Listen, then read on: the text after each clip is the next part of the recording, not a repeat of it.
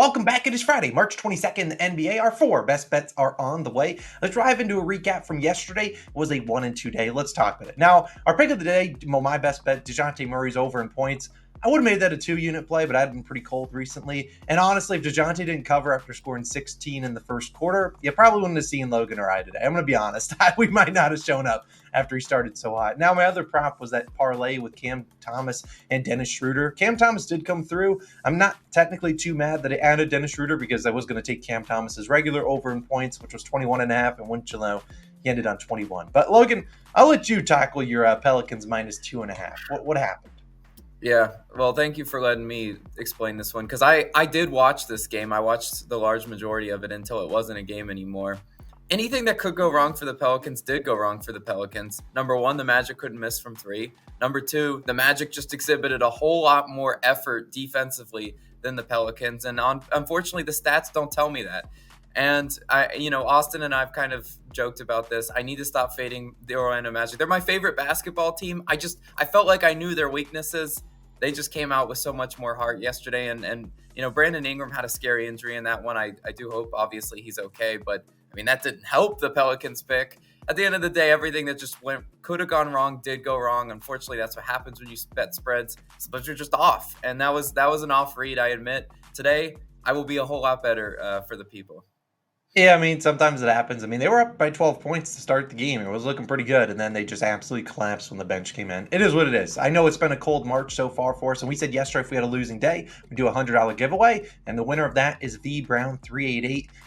I responded to their comment. You can DM me on Twitter. That'd probably be the easiest way for me to get you paid since I don't really get a ton of notifications for comments on YouTube. But without further ado, I know it has been a terrible March for us. We are down roughly 10 units on the month. And while it definitely feels much worse than that, obviously we got up to a peak of like 44 units on this in this month. I know it's been cold, but as Logan and I have done this for so long, the grass is always greener. Eventually things are going to turn around. And I really like our slate today. Like I said, we got 4 picks. We're getting a little unusual. We're taking some things some prop markets that maybe we don't touch a ton in, but maybe that's the key to finding some success this late into the NBA season. And I'm going to start with my favorite bet of the day. There's going to be actually a same game parlay. It involves Shai Gilgeous-Alexander of the Oklahoma City Thunder. Let me talk about him, what I like for him. It's just 2 legs for him. It's him to score 30 plus points and 3 plus assists, minus 125 on Bet365. Now, there are going to be people out there that are on FanDuel and are like, Austin, I don't have the ability to take 3 assists. I can only do 4. I like him at 4 assists. He has had some games this season where he's ended with 3. I also consider just taking SGA's regular over in points, which is 30.5. I don't mind that either. And I also just consider just taking 30 points in OKC money line. However, given my current track record on props this month, I know the moment I touch an OKC money line, they are losing as 15.5 point underdogs, and I will probably not show up the next day. But let me talk about why I like SGA tonight in his matchup. Like I said, I think he goes over his regular line in points, but SGA on the season has been as consistent as they come. He has scored 30 points or more in 50 of 67 games. That's 75%. Why I'm taking the 30 plus instead of a 30.5 is because he's ended with 30 points on the dot 5 times. He's ended with 31 points on the dot 13 times. And when I added on the assists, he has 3 assists in all 67 games. Now, it would be a tip to the March if he does not get 3 assists today when he's had it in all 67 games. I like the matchup for the Raptors getting assists. I think they're giving up some of the most assists to opposing point guards. I think he gets 3 assists, and I think he gets 30 points, cashes out at minus 125. Now, obviously, there is a big concern here. Austin, it could be a blowout. And yes, that could happen. The Raptors could get smoked. Now, worth noting, they did just get absolutely obliterated in their last matchup. So maybe they try a little bit harder, but this is also a banged-up Raptors team. But a little bit of to hopefully ease us over. The Thunder have actually won 18 games this season by 15 or more points. The spread is 15 tonight. SGA has 30 plus points in 13 of those 18 games. So 72% of the time, not too shabby. We're talking about, they're winning some games by like 40 points and he's still getting it done. Obviously, they're not going to blow out a lot of teams if SGA isn't showing up. And as this game is at least not like a 30, 40 point game, SGA will typically play the whole third quarter, so he's definitely getting up to 30 minutes as is. Now, let's talk about the 2 main motivating factors we have here. So, not only is it a good matchup, the Raptors very depleted. They aren't doubling guys. They're just kind of letting guys score at will. But there's two main factors why I'm on this. The first one is a little bit of history for Mr. Shai Gilgeous-Alexander. He has scored 30 points versus every other team in the NBA this season, except the Thunder. Obviously, he's on that team. And then the two teams that he hasn't done it against, the Raptors and the Bucks. Now, he hasn't played the Bucks yet. He plays them, I believe, and then the next game is against the Bucks. But if you look at, only James Harden has actually scored 30 plus points in a single season against every other NBA team. Obviously, that was one of his MVP seasons when he was averaging 36, 37 points per game. The only other guys, no other guy's done it. Michael Jordan and Larry Bird technically did score it against every other team besides their own, but that was back when there's only 22 franchises. So look, to join an elite group like James Harden, yeah, you're going to want to show up, and I imagine SGA knows about that stat because we've seen him get ridiculed on social media once when he played the Pacers, one of the other teams, just a few weeks ago, and he fouled when his team was down like 11 or 12 so that he had an opportunity to go for 30 points. Look, I'm not saying he was stat padding, but look, he's obviously trying to contend for an MVP award, and trying to get a stat like that onto your resume, pretty solid. Now, not only that, we have that going for us, where he's trying to, and this is his last game, obviously, against the Raptors. Number two is that he was actually born in Toronto. So they are playing this game in Toronto, where he was born, added motivation for him to show up. I imagine he has a lot of friends and family in attendance today. And while maybe that gives him a lot more to think about, look, this is a Toronto Raptors team that really doesn't play a whole lot of defense. And while if you look at his track record against the Raptors, you're like, oh,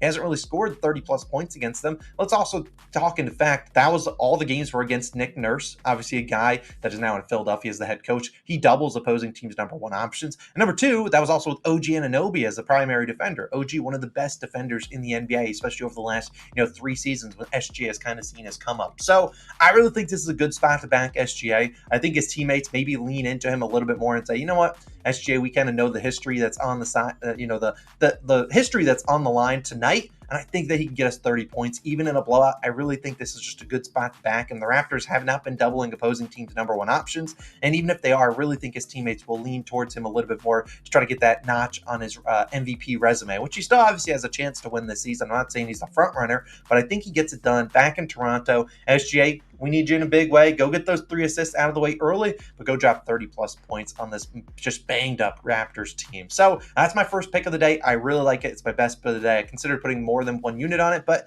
I'm just going to stick to the 1 unit plays here. But Logan, you got another spread for us. You're back in a home team tonight. Which home team are you going with? And I heard you're going out west. Yeah, I'm going out west, and I'm going to one of the later games on the slate. I'm taking the Golden State Warriors -4.5, -120 odds on ESPN Bet, your best value there. Now, if you have this line at 5, I would also play it at 5, maybe up to 5.5, but we know how razor sharp these spreads are. If it landed on 5 on the dot, I would not be shocked, especially this time of year. The odds makers are pretty dialed in. Now, if we're looking at this match with the Warriors host the Pacers in the final home game before they set out on a 6-game road trip, if you're looking at this game, I really think this is one the Warriors kind of know they have to win. As an experienced squad, they need to take care of business before they set out on the road trip. And I don't think they really want to let Indiana come in here and take this one from them. I like the matchup, too, for the Warriors offense, as we know the Pacers' kind of weakness comes on the defensive side of the ball. Indiana allows the 3rd most points per game and 4th most points per possession and highest score frequency percentage on off-ball screens. They also allow the 2nd most points per game on dribble handoffs. Why do I bring this up? Because Draymond Green is a distributor through those 2 methods. And I see the Warriors being able to score at will in this game. The total is set to in the 240 range for a reason. Obviously, we know the Pacers can get up and down the court, but I also think they're not going to play a whole lot of defense, honestly. And which team do I think will be able to get the defensive stops? Because if you're not going to get the cover unless you do make some defensive stops. I think the stops are going to come on Golden State. Warriors are holding opponents 39% from 3 in their last 5 home games. This is a big number, especially against a Pacers team that already isn't as good on the road as they are at home when it comes to shooting percentages.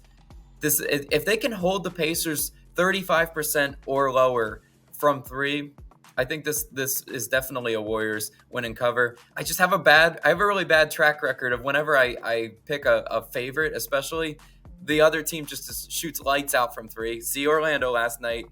I really think they can keep Halliburton and Siakam in check, especially those 2 being slashers. I think they can keep them in check. And I trust Steve Kerr to have a game plan for those 2 guys, especially even if Indiana speeds up this game, which I expect them obviously to do. They play at one of the highest paces in the league. Golden State can score in transition as well and play at a fast pace. They're 10th in pace. It's not like this is going to be a game that they're just completely outmatched. I think they can get out and run, and I really do like their transition offense as well. I like the Warriors to get the win and cover with the Friday night crowd behind them. A lot of signs are pointing Warriors in this one. Look, I love backing the Pacers. I just think this is a terrible spot for them. I think Golden State can and will pull away from them late in this game. Give me the Warriors -4.5 as my best bet. But Austin, I'm tossing it back to you for the props. Where are you going? Love the pick. I was looking at some Warriors props. You got like Curry in the 28.5 point range. Clay's got a 16.5 point line. Even Kuminga's in the 20s. So hopefully that team shows up. Hopefully they are knocking down their shots. They had a really good game last game, bouncing back from a loss. Hopefully this is a spot where they're like the veteran leadership steps up when they have to go on that big road trip. And they obviously have been better on the road this year than last year. But still, this is a team contending for play-in spots, playoff seeding. This is a big game for them. Now I'm going to end the video with a prop and then something else. And we'll talk about that at the end. But this is the prop market I don't think I've touched at all this season. You understand what I mean? Because it is Tyrese Maxey over 8.5 first quarter points, -130 on FanDuel. If you're on FanDuel, you go to the points tab and you can scroll down. They typically have the first quarter points down there for a lot of different guys. Now, this is -130. I don't really lay a ton of juice like that. If it honestly went to 9.5, I'm cool there. I'd honestly would probably prefer that than land like -145 or -150. This is also -130 on Bet365, 35 on DraftKings, and I think -137 on Caesars. Now, let's talk about Maxey, a guy that just burned us. If this was his full game line, you got wrecked last game. You thought you could found a glitch in the matrix? No, he absolutely sucked last game. But I really think he's in for a bounce back game, just like DeJounte Murray last night. He had a bounce back game, started off hot in the first quarter. I think that's the case for Maxey tonight. Now let's talk about Maxey's last 8 first quarter, Q1, as I'll abbreviate on the screen. You look at all the numbers, I'm not going to read off all of them. What I do want to point out is that he has played 12 or more minutes in 7 of 8. So playing nearly the whole first quarter. He's had 10 plus points or hit this over in 6 of his last, 8 games. And number 2, look at the games he missed, did not get the over 8.5 in the first quarter points. One game he ended with 8 on the hook, and then last game, 4 points, shot 2 for 7 from the field. Obviously, he sucked last game. Let's call a spade a spade. He sucked, and he did not play well. I think he bounces back here tonight. Like I said, 4 points. He only scored 6 in the full game, so scored 2/3 of his points in the first quarter, and we know he's been playing a lot of minutes. And even if Tobias Harris returns tonight, he's going to play a lot of minutes because they want to start off good. And while I do like his regular over in points, I don't think he gets to 28.5 unless he starts off at least pretty decently. If he starts off 1 for 7, probably not going to have a lot of confidence the rest of the game. But today, the Sixers will be on the road taking on the Los Angeles Lakers. And the reason I bring up that is on the season, the Lakers have allowed the 3rd most points per game in the first quarter at over 30 per game in Maxey's only first quarter versus LA. He had 10 points. He only played 9 minutes, which we're expecting about 12 in this one. And that was also a game Embiid played back in November.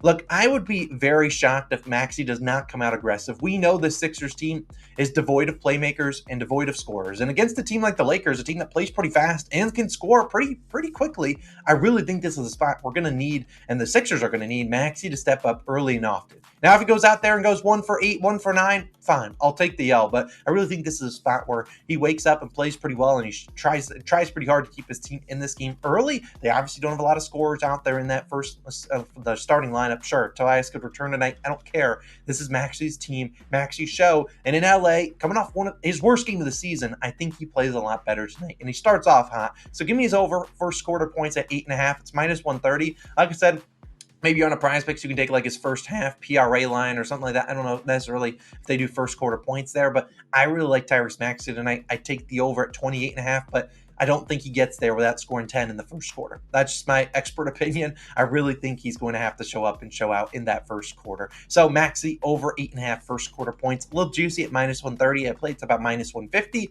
But Tyrese, we need our money back after that last game of debacle, and I'm confident you get it done in a late night game. Tyrese, start off hot so that we can go to bed or watch the rest of March Madness. And then the last pick of the day, the 4th pick, will actually be day 1 of the ladder challenge. Now, back to the ladder. We're not calling it the daily double anymore. It wasn't just the jinx. It was actually, my picks just need to be a little bit better. Not a 5-legger today, most likely. Probably just a 3-leg. I know the ladder challenge has not been kind to us really this season. If you've been playing them as 1 units each, which is what I recommend, in addition to the $10, technically up a little bit, but that's not really what we're aiming to, just be a little bit profitable. We obviously want these to cash at a much higher clip than what they've been cashing at. So day 1 will return. I don't know what it will be. It'll be probably a 3-leg, maybe 4-leg, but I really don't want to go to 4 unless it's like something I think is just a free square on the board. So stay tuned for that. If this one loses on day one, you probably won't see us run back the ladder until the MLB starts, and we'll probably go to some hit parlays and things of that nature. But I really like it today, and those are going to be my favorite picks of the day. Let's absolutely dominate. Let's have a bounce back day, and I will be back tomorrow. So as will Logan, and we'll be back with our favorite picks of the day. Let's have a 4-0 Friday, going to the weekend, hopefully making some money. Say a prayer. Let's have a wonderful day. We'll see you guys in the next one. Peace.